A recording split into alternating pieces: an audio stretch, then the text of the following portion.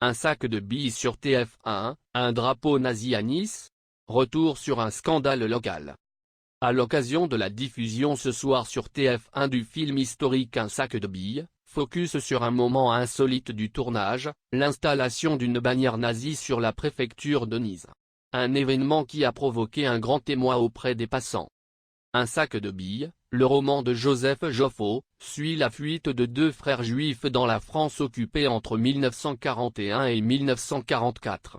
Reconstitution historique oblige, la production de l'adaptation par le réalisateur Christian Duguay a nécessité l'installation sur le palais préfectoral de la ville de Nice d'une bannière nazie. Un décor choisi pour représenter l'hôtel Excelsior, réquisitionné par les SS pour y accueillir le QG de la section anti-juive. Bien entendu, la ville avait anticipé en informant les citoyens quelques jours auparavant, via les réseaux sociaux notamment. À l'époque, le directeur du cabinet du préfet, François-Xavier Loche, s'était expliqué dans Nice Matin: « Nous avions pris les devants et toutes les précautions avant ce tournage, la ville de Nice a été prévenue, nous avons alerté la population via un post sur notre page Facebook.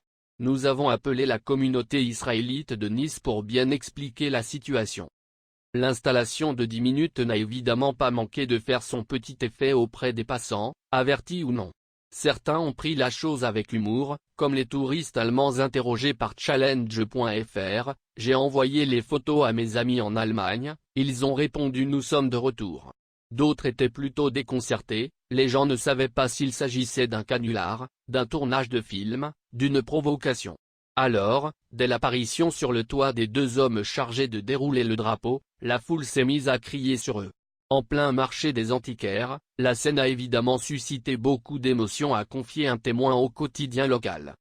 Cet événement est loin d'être isolé. En 1997 par exemple, Lyon fut le décor de Lucie Aubrac, long métrage signé Claude Berry et consacré à la résistante du même nom. Rue et places furent ainsi couvertes de fanions nazis, provoquant un trouble certain chez les habitants de la ville.